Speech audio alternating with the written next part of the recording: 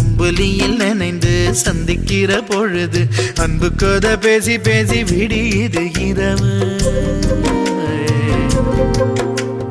ஏழு கடல் தாண்டித்தான் ஏழு மலை தாண்டித்தான் என் கருத்து மச்சான் கிட்ட ஓடி வரும் மனசு. நாம சேர்ந்து வாழும் காட்சி போட்டி பார்க்கிறேன்.